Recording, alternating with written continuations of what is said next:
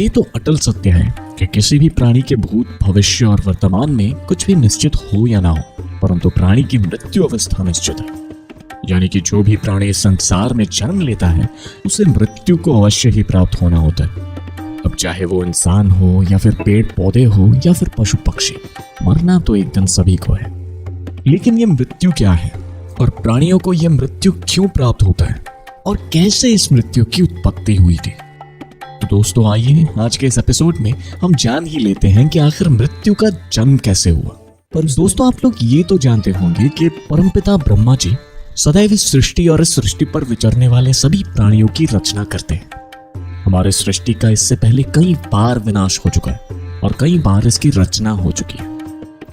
लेकिन हम उस समय की बात कर रहे हैं जब पहली बार परमपिता ब्रह्मा जी ने इस सृष्टि की रचना की थी। पहली बार इस सृष्टि की और इस सृष्टि में बसने वाले प्राणियों की रचना करने के कई हजार वर्षों बाद जब परमपिता ब्रह्मा जी ने यह देखा कि प्राणियों की संख्या तो उनके जन्म की प्रक्रिया के कारण बढ़ती ही चली जा रही है, तो वह इस सोच में डूब गए कि यदि इन प्राणियों की संख्या ऐसी ही बढ़ती रही तो इस समस्त प्राणियों के भार से ये पृथ्वी पुनः रसातल में डूब जाएगी। तब ब्रह्मा जी ने पृथ्वी पर भार का संतुलन बनाने के लिए इस विषय पर सोचने लगे। परंतु बहुत सोचने के बाद भी जब परमपिता ब्रह्मा को इस समस्या से निकलने के लिए कुछ समझ में नहीं आया तो उन्हें क्रोध आ गया और उनकी क्रोध की अग्नि प्रकट हो गई और परमपिता ने उस क्रोधाग्नि से पृथ्वी के समस्त प्राणियों का संहार करने का निर्णय लिया। उनके ऐसा निर्णय लेते ही वह अग्नि संपूर्ण दिशाओं में फैल गई और उसने संपूर्ण जगत को जलाना आरंभ कर दिया और पेड़ पौधे, पशु पक्षी, जीव जंतु सभी जलकर राख होने लगे। दोस्तों सारे संसार को अग्नि में भस्म होता देख सभी देवता चिंतित हो उठे।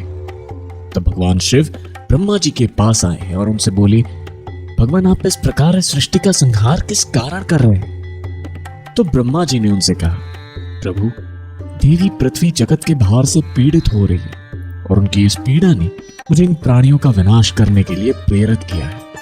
तब भगवान शिव ब्रह्मा जी से ये प्रार्थना करने लगे कि भगवान आपकी इस क्रोधाग्नि से प्राणियों के साथ साथ पेड़ पौधे, पर्वत, नदियां आदि सब कुछ भस्म हुआ जा रहा है, इसलिए आप इस क्रोधाग्नि को रोकिए और प्राणियों के विनाश का कोई दूसरा उपाय सोचिए।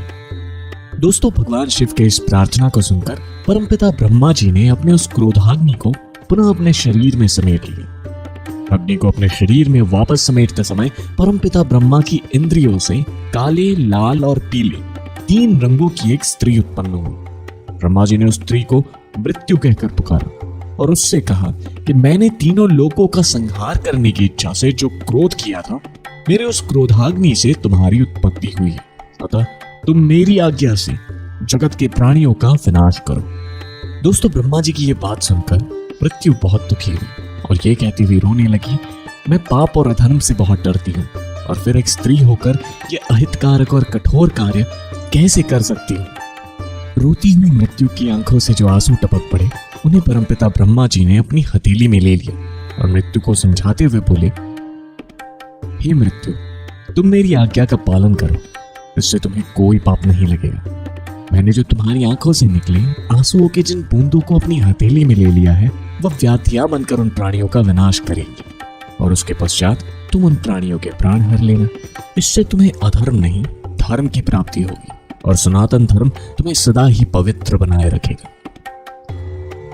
दोस्तों परमपिता ब्रह्मा जी की यह बात सुनकर मृत्यु ने उनका आदेश स्वीकार कर लिया और तभी से इस जगत के सभी प्राणी मृत्यु को प्राप्त होने लगे।